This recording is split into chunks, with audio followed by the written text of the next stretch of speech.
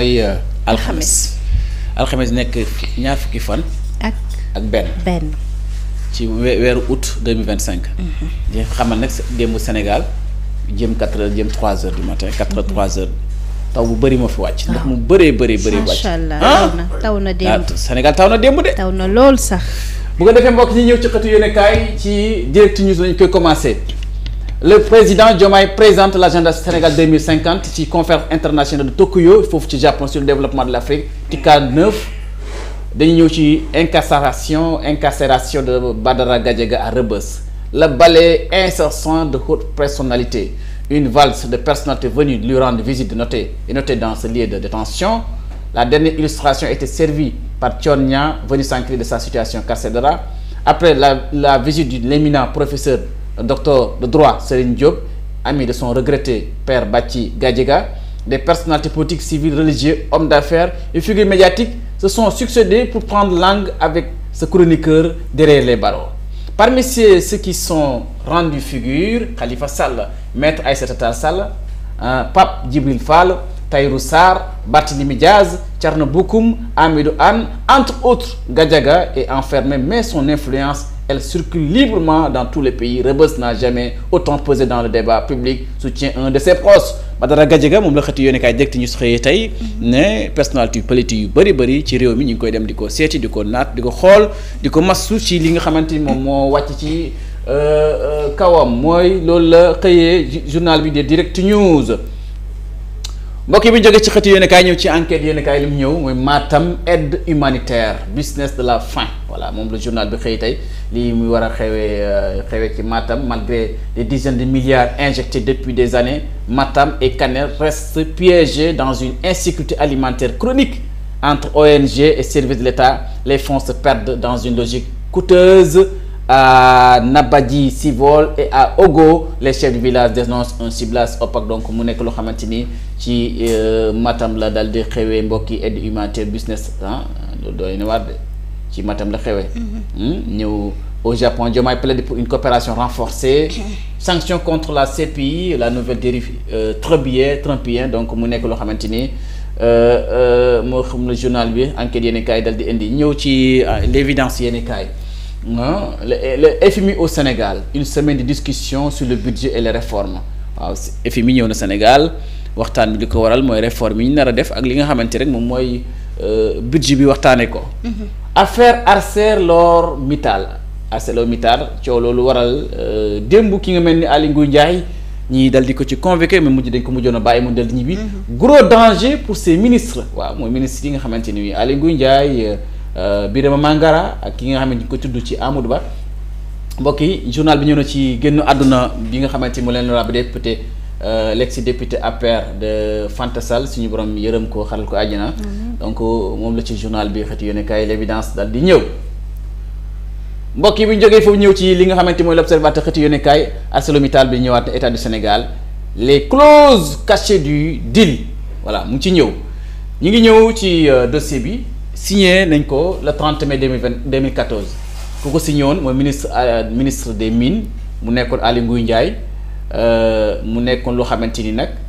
accord transaction boobu ku ko approuvé mooy Amadou Ba donc dafa taqee ci Aly Ngouille Ndiaye taqee ci Amadou Ba nekkoon ministre de l'économie et des finances. Le circuit de l'argent en double transaction de Londres à l'agence centrale de Paris à BNP Paribas en passant par le CARPA au même numéro de compte yëpp muy transaction yoo xamante ni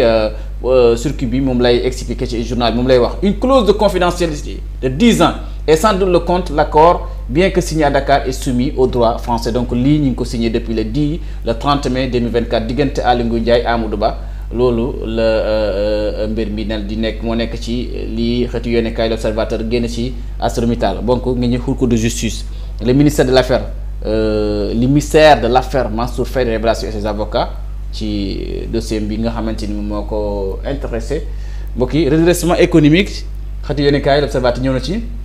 le premier ministre Ousmane Sonko mobilise le secteur privé pour un sursaut national un appel patriotique pour sauver l'économie loolu moo doon waxtaanu bi ñu dajee woon mbokk yi bi ñu jógee ci xëtu yéenekaay ñëw ci la ñu jógee ci xëtu yéenekaay l'Observateur da ñëw ci le quotidien ba tey affaire état du Sénégal ArcelorMittal mooy dossier boobu rek nga xam ne tey moom lañ convoqué kii di démb di Aly Ngouille Ndiaye fi nekkoon ministre de l'or ministre des mines enquête sans métal da ko xëyee une partie des indemnités avait permis à l'État de désintéresser Kumba ressources avec 35 milliards de francs CFA et 25 milliards de francs CFA ont servi à récupérer ces études techniques donc entendu hier moom Aly Ngouille Ndiaye à titre de témoin pour témoigner Aly Ngouille Ndiaye rentre libre loolu la ginnaaw ci révélation yi ak li nga xamante ni mooy dossier bi mu tukki Aly Ngouille Ndiaye lañ ci njëkk woolu waaye moom lañ mujj bàyyi mu dal di ñibbiwaat këram. mbokk yi bu ñu jógee ci xëtu yéenekaay Le Quotidien dañuy ñëw ci le xëtu yéenekaay Le Soleil li mu ñëwee tey mooy Sénégal Japon tukki njiiti réew mi ci Japon mu indi dynamique renforcée waaw hier en marge de la TICAD le président Bassirou Diomaye Diakhar Faye a rencontré le premier ministre japonais Shigeru Ishiba à l'ouverture de la 9e conférence internationale de Tokyo sur le développement de l'Afrique TICAD 9. Le chef de l'État a plaidé pour un financement durable de la paix en Afrique fii nag Afrique dafay représenté jigéen ko photo bi ni mbokk yi moom la Soleil journal bi Soleil bi xëy tey ci tukkim jiitu réew mi ci fi nga xamante ne mooy Japon. Plan de redressement économique social Ousmane Sonko waxtaan nag ñi nga xamante ni rek moom mooy patronat yi mooy patron yi yore entreprise yi. ñoom ñoo lay woowee patronat yi. À partir de 2026 nous ne voulons plus importer du gaz cela nous ferait une économie de 145 milliards de francs CFA loolu le premier ministre bi wax bu ñu demee ci atam 2026 dootuñu importer de gaz suñu gaz bopp lay nekk bu ko defee nag dañ dal di gagner une économie de 145 milliards de francs CFA loolu le premier ministre Ousmane Sonko dal di xam léegi moom jàkkaarloog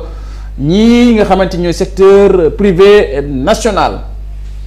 mbokk yi bu ñu jógee ci xeetu yéenekaay ba ñëw ci les échos yéenekaay lu mu audit au musée de civilisation noire un rapport explosif accable l'ancienne direction un serveur acquis près du triple de coût réel selon un spécialiste un détournement de présumé de 100 millions sans poursuite ni remboursement donc une interrogation sur l'aval des accusations de certaines œuvres d'art loolu la yéenekaay bi ñëw ci li nga xamante rek mooy musée de civilisation noire persistant dans ces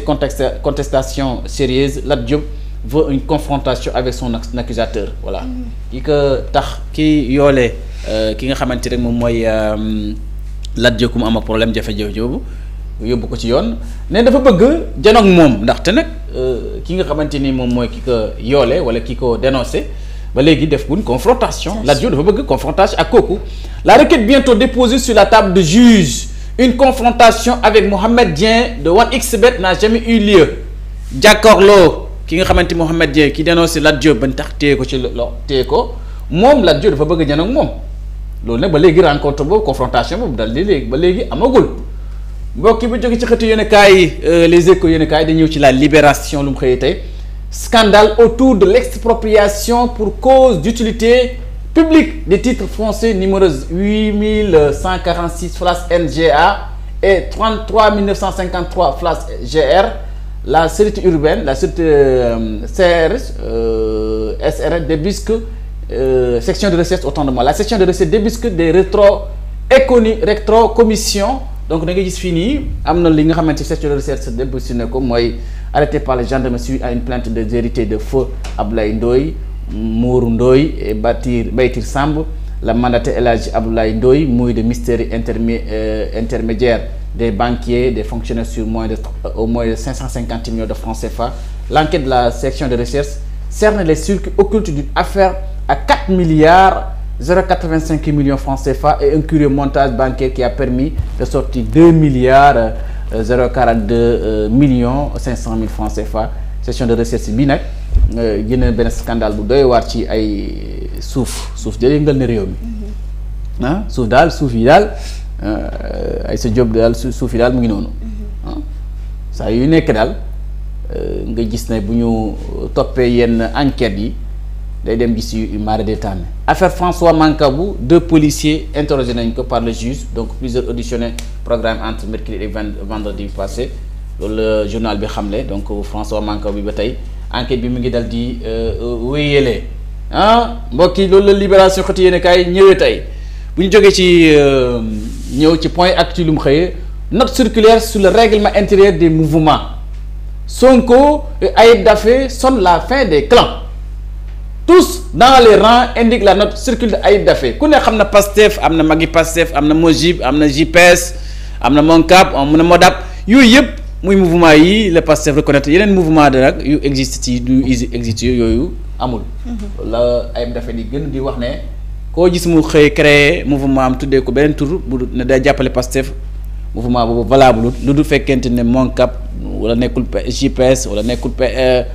Mojib mouvement yooyu nga xamante ni moo nekk ci biir parti tous dans les rangs indique la note circulaire de Ayib Daffé. Le secrétaire généraliste des mouvements reconnus et le demande de se former au texte du parti waaw lii secrétaire général bi di Ayib Daffé moo ko xamle mu ngi dal di waxaat ne Pastef bëri na ay mouvement yi créé waaye mouvement yi nga xamante ni parti bi reconnaître yooyu ñëw ay mouvement passé le 28 septembre 2025 aucun projet de règlement intérieur d'un mouvement ne sera plus reçu. Le 10 juillet dernier, Ousmane Sonko avait dénoncé l'émergence des clans dans Pastef donc nañ bàyyi clan yi dugal ci biir Pastef kooku mooy secrétaire général Ayib Daffé moo ko dal di wax analyse de l'exécution budgétaire du deuxième trimestre 2025 le regard de Wilane Abdoulaye Wilane wax na ko. Ce rapport met en lumière l'incapacité du gouvernement Pastef à répondre aux besoins restés du peuple sénégalais donc Abdoulaye Wilane ne porte-parole du parti socialiste dal dina déchirer dëgg yàlla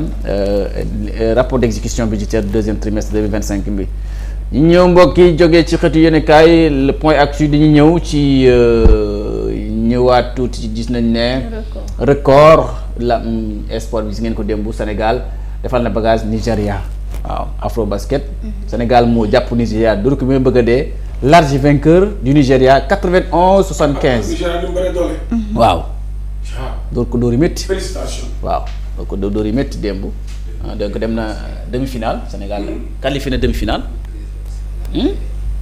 Les Lions retrouvent le Mali en demi-finale donc Sénégal dana dajeek Mali en demi-finale. kon Père Mountaga amaat na programme bu rëy. am na programme bu rëy. ñu ngi liggéey ba mu solo. waaw. Père Mountaga amul sax. félicitations walaay bu dëgg la jàmbaar la de. waaw macha allah. match yi léegi fi ñu toll nii suñu téléspectateurs yi ñu ngi ko am bu baax a baax ci suñu kii ni demaat ci xëtu yónnekaay Rewmi Info Rewmi Quotidien Ousmane Sonko tend la main au patronat waaw wax ak secteur privé bi ndax ñoom ñooy yaatal liggéey bi ñoom ñooy jàppale état ci yu bëri fu ñu dem ànd ak état les 7 amendements à retenir dans la rencontre ci ndaje mi juróom-ñaari mbir yu ñu fa tënk yoo xamante ci daje premier ministre Ousmane Sonko ak secteur privé bi benn bu njëkk bi mooy dañ taxal daal benn mbootaay boo xamante ni daal uniquement pour concertation secteur privé benn mbootaay benn cadre boo xamante ni dañ ko jaglee pour concertation diggante gouvernement ak secteur privé bi ñaareel bi mooy jàpp ay réunions yoo xamante ni réunions yi dañ koy jàpp diggante état bi ak secteur privé ñetteel bi mooy ñu organiser prochainement beneen atelier boo xamante ni diggante état ak le secteur privé ñeenteel bi mooy produire benn document de référence li nga xam moo leen tënk ci politique publique bi juróomeel bi mooy créer benn comité de coordination et de suivi des actions juróom-bendeel bi mu ñu invité secteur privé bi ñu dal di focaliser ci projet yi nga xamante ni moom lañ dal di tasaare beneen bi mooy engagement bi nga xamante ni jiite réew mi premier ministre bi jël na ko pour accompagner le secteur privé c'est des projets donc loolu mooy li nga xamante ni dëgg yàlla jël nañ ko ci daje premier ministre ak secteur privé bi mbokk bi ñu jógee ci xëtu yéenekaay Rewmi Quotidien dañuy ñëw ci source A lu mu xam ne lettre circulaire portant préparation du budget 2026 Cheikh Diba mooy wax donne les grandes orientations pour préparer le budget 2026 bi le gouvernement a pris des mesures fortes en vue de restaurer la stabilité économique et financière Cheikh Diba moo ko wax une stratégie cohérente et rationalisation des dépenses publiques a été mise en œuvre pour soutenir l'effort de consolidation budgétaire sur la période 2025-2027 la mise en œuvre de cette stratégie devrait permettre de réaliser des économies significatives pour tendre vers la norme communautaire de 3% du PIB à l'horizon 2027 loolu la Cheikh Diba dal di xamle donc Cheikh Diba ministre des finances mu ngi préparé suñu budget 2027 bi wax ci les grandes lignes yi nga xamante foofu la fas yéene jëm bu ñu ñëwee ci audition hier par le juge d'instruction dans le dossier ArcelorMittal contre État du Sénégal Aly Ngouille Ndiaye est rentré chez lui loolu la xamle ñu ñëw ci aux origines d'une affaire arrivé vers le coup de 10 heures Aly Ngouille Ndiaye mu ngi yegg si foofu 10 heures Aly Ngouille Ndiaye dal dina quitter les lieux à peu près vers après 11 heures son audition est relative au dossier ArcelorMittal et en général sur le protocole du paiement de 140 millions de dollars soit environ 18 milliards de francs CFA conclus entre l'État et les gens de l'acier donc mu diggante ArcelorMittal ak Sénégal waaye ju bëri la de en fin 2014 l'ancien président Wade allumait le feu en ces termes d'après mes investigations le conseil d'administration du Mittal avait proposé au Sénégal 250 millions de dollars au lieu de 150 millions de dollars. Comme dit par le ministre de l'économie, des finances, Amadou Ba, donc 100 millions de dollars manquent. À l'époque, devant les députés, réponse Cheikh Ali Ngouille mooy waxal, le prédécesseur de Macky Sall. Après le bouclage de cette phase, le tribunal a ouvert en octobre 2013 la deuxième phase de procédure arbitrage consacrée à la demande de réparation.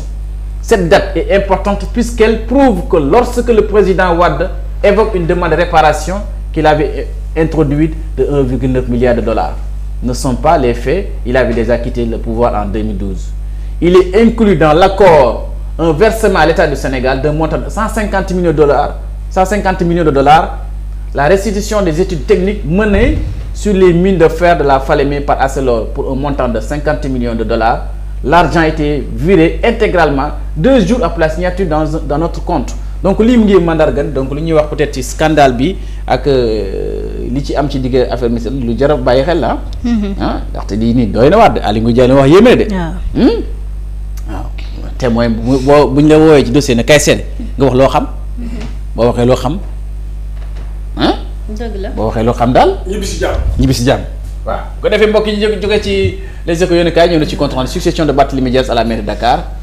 le temps des alliances. Donc mu ngi nii Barthé ngoog parce que Barthé day jël waat ci mairie bi may bu pen parce que Barthélémy Dias bi day jël waat ci mairie bi